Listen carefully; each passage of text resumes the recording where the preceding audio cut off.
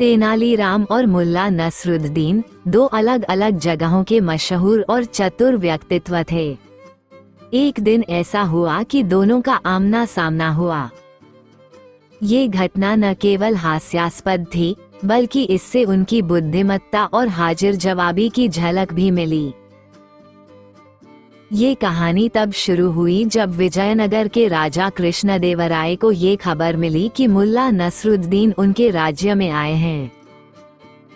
राजा ने तुरंत संदेश भिजवाया कि मुल्ला को दरबार में आमंत्रित किया जाए। उन्होंने सुना था कि मुल्ला नसरुद्दीन बहुत चतुर और हास्यप्रद हैं। राजा चाहते थे कि मुल्ला का परिचय उनके दरबार के सबसे चतुर मंत्री तेनालीराम से हो। मुल्ला नसरुद्दीन ने राजा का आमंत्रण स्वीकार कर लिया। जब वह दरबार में पहुंचे तो राजा ने उनका स्वागत किया और कहा, मुल्ला जी, हमने आपकी चतुराई और हाजिर जवाबी के किस्से सुने हैं। मैं चाहता हूं कि आप हमारे मंत्री तेनालीराम से मिलें।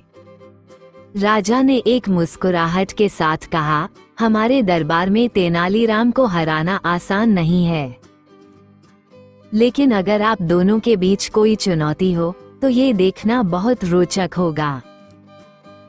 मुल्ला ने हंसते हुए कहा, राजन, मैं हर चुनौती के लिए तैयार हूँ। तेनालीराम भी मुस्कुराए और बोले, मुल्ला साहब, मैं भी आपकी चतुराई को देखने के लिए उत्सुक हूँ।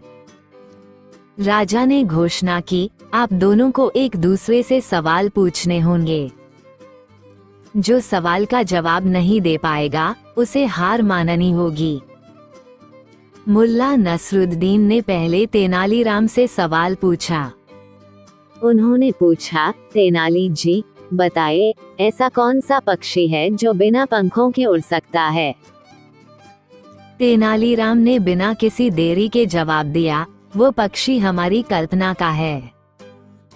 हमारी सोच के पंख उसे कहीं भी ले जा सकते हैं। सारा दरबार तेनालीराम के जवाब से प्रभावित हो गया। मुल्ला ने मुस्कुराते हुए कहा, आप सच में तेज हैं। अब बारी थी तेनालीराम की। उन्होंने पूछा, मुल्ला जी, अगर एक आदमी अपनी छाया को पकड़ने की कोशिश करे तो क्या वो उसे कभी पकड़ सकता है?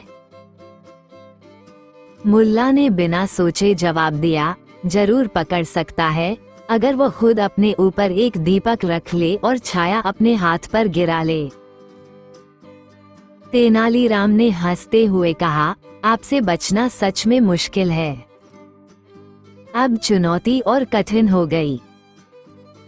मुल्ला ने पूछा, तेनाली जी, ऐसा कौन सा सवाल है जिसका जवाब कोई नहीं दे सकता? तेनालीराम ने कहा, वो सवाल है, मेरी मृत्यु कब होगी? इसका जवाब कोई भी नहीं जानता। दरबार एक बार फिर तेनालीराम की चतुराई पर तालियों से गूंज उठा। अब तेनालीराम ने मुल्ला से पूछा, मुल्ला साहब, ऐसा कौन सा फल है जो कभी पेड़ पर नहीं उगता?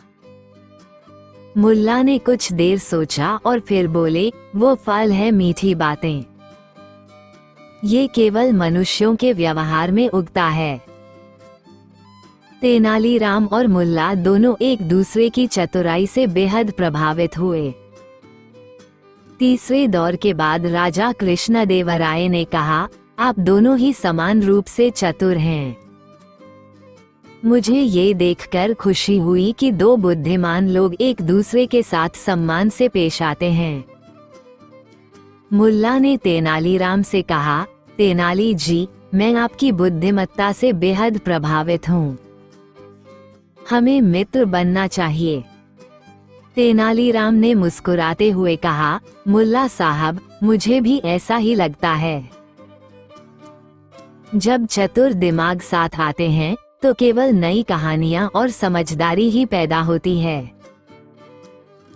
राजा ने दोनों को पुरस्कार स्वरूप सोने की मुद्राएं और कीमती वस्त्र भेंट किए।